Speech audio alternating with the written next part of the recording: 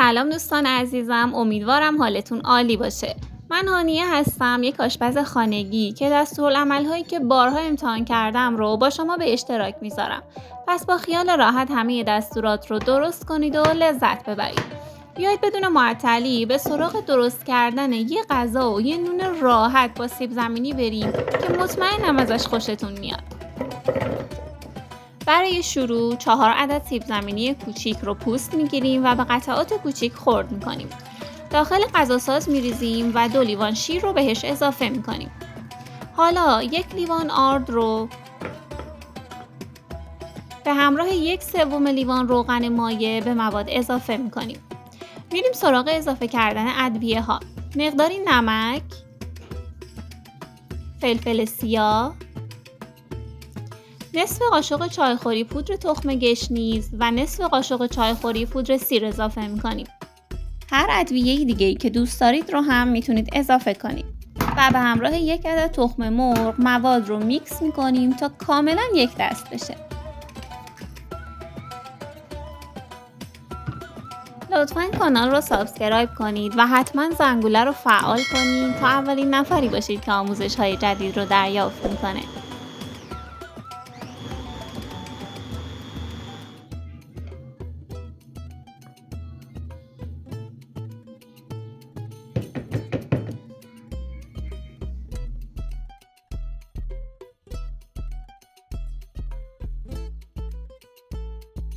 در این مرحله برای اینکه غلظت مواد رو چک کنیم اون رو به ظرف دیگه انتقال میدم که بهتر دیده بشه.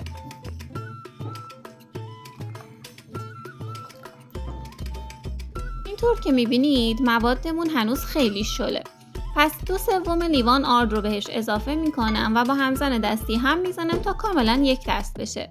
بعد میتونید دوباره چک کنید. اگر غلظتش هنوز هم خوب نبود میتونید مجدد کمی آرد اضافه کنید. در این مرحله نصف قاشق چایخوری بیکینگ پودر رو هم به مواد اضافه میکنم. بیکینگ پودر در دستور اصلی این نون نیست، اما من برای اینکه بافت نونم بهتر بشه همیشه اضافه میکنم.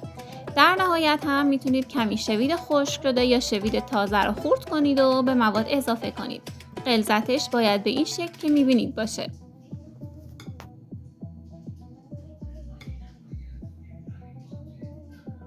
حالا میریم سراغ درست کردن نون هامون. تابه مورد نظرمون رو روی شعله کم گاز میذاریم تا داغ بشه. حالا خیلی کم با فرچه کف تابه رو چرب میکنیم و بعد هم بسته به اندازه تابه از مواد داخلش میریزیم و با چرخوندن تابه پخشش میکنیم. این تابه من چون بزرگ بود 2 ملعقه از مواد رو داخلش ریختم. بعد از اینکه به این شکل سطحش حباب زد و خودش رو گرفت، اطرافش رو آزاد میکنیم و برش میگردونیم تا سمت دیگش هم بپزه. میتونید قبل از اینکه برش گردونید کمی با فرچه روش رو چرب کنید. من بقیه مواد رو توی یه تابه کوچیک درست کردم که 1 ملعقه از مواد داخلش ریختم. به همین راحتی نون سیب زمینی‌های خوشگل خوشمزمون آماده میشه. این نونها رو بهتره گرم و تازه سرو کنید، چون اگه بمونه مخصوصا داخل یخچال کمی بافتش سفت میشه. امیدوارم از این آموزش لذت برده باشید و این نونهای خوشمزه رو درست کنید و در کنار خانواده ازشون لذت ببرید. لطفاً کانال رو سابسکرایب کنید و با نظراتتون از من حمایت کنید. لحظاتتون خوش، خدا نگهدار.